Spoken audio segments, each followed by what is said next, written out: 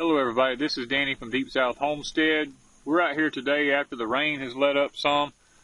I've been trying to do some research on this particular pumpkin here that was sent to us, the Cherokee Tan Pumpkin. And the problem is, there's virtually no information on the internet about this pumpkin. I mean, as far as when to harvest, and there's a little bit of information about the Cherokee Indians and how they used them.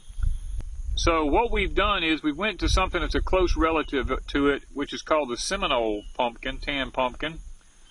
And we've kind of looked at it because what we're looking at is, when do you harvest these things?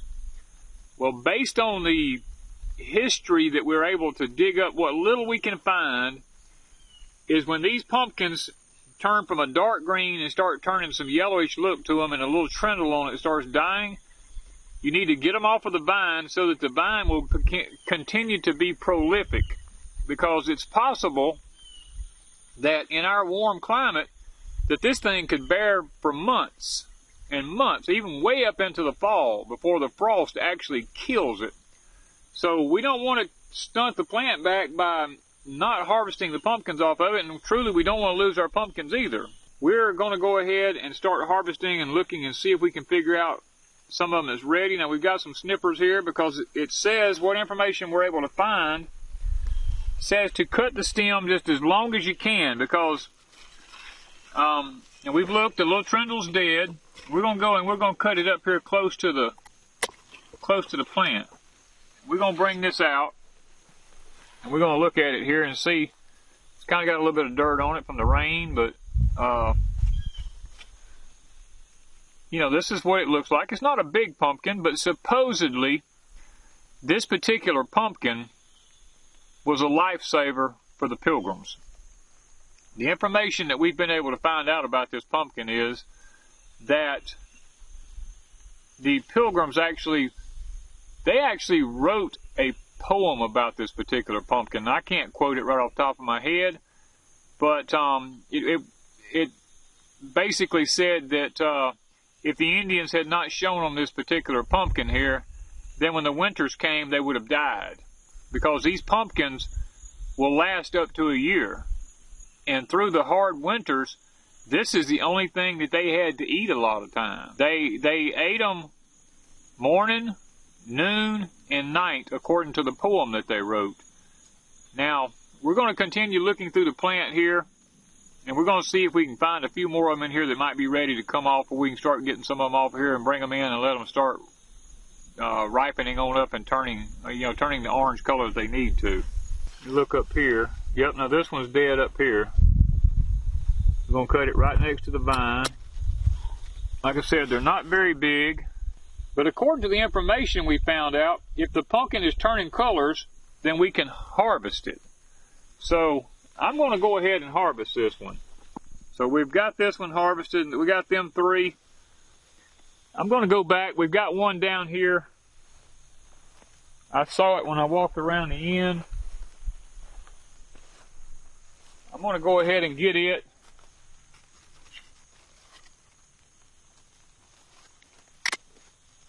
What we've been able to find out about these pumpkins is, if they're going to spoil, they're going to spoil through this stem. That's why you want to cut it as long as you can so it'll dry up out here and it won't start. If you cut it down here too close, then it can sour and go down into the pumpkin and actually ruin it. Now that's what we've been, the information we've been able to find out about it. So we're hoping that we've done the right thing here, because this one is starting to, it's starting to turn.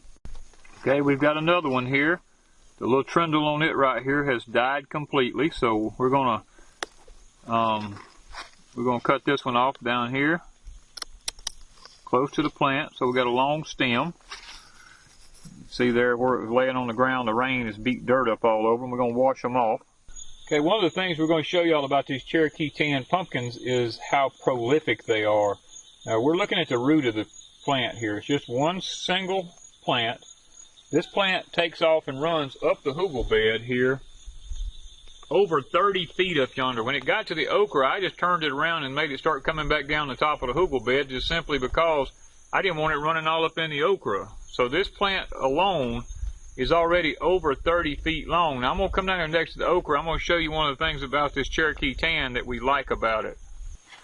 One of the things we like about the Cherokee Tan is that every one of the leaf nodules here, there is a root that comes out and goes into the ground here. And I'm going to pull one of them up here just a little bit to show you. You see these roots right here? This thing roots itself in the ground at every nodule where the leaf is at. That helps it to be extremely sustainable, because that way the plant's not having to pull all the way from the main trunk, which is over 30 feet down the hill here on the hugel bed, for its nutrition to come out. We have here, you can see that every one of these leaves, a bloom comes out. Now these are probably male blooms right here. Every now and then a female bloom will pop out, and you'll have a pumpkin that will grow there. But you can see I turn these ends, I pick it up right here. See the little white roots coming out right here? There's one here and one down there. It's looking for a way to stick itself in the ground. And I just spun this thing around and got it started back down the bed here to keep it out of the okra.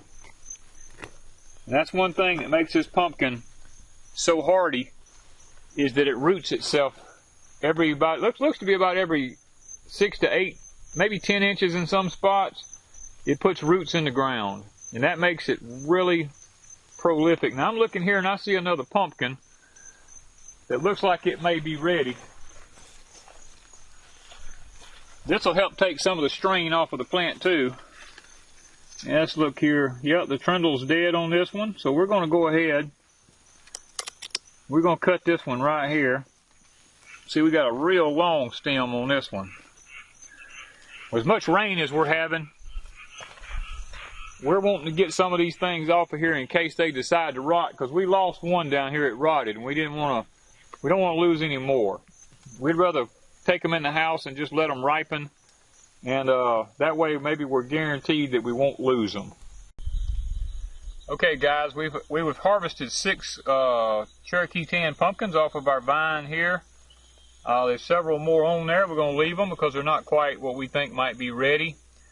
So we're going to probably in the future, we're going to show you a video on how the early settlers and the Native American Cherokee Indians cook these things, because we have found a little bit of information out about that. Contrary to what most people believe, I did do some research on the early settlers. And you would think at the Thanksgiving meal, we have this picture in our mind that the wife would have on her long dress and her bonnet and her white apron, and she'd be bringing in a pumpkin pie. Well, what I've been able to find out from the 17th century is that is not at all true. They did not do it the way that we thought that they would have done it. According to the information I've been able to find out, they did it completely different. And in the future, when these get ready here, we're going to kind of blow your mind with a video, because it's kind of interesting the way they actually prepared these pumpkins. So stay tuned to the future.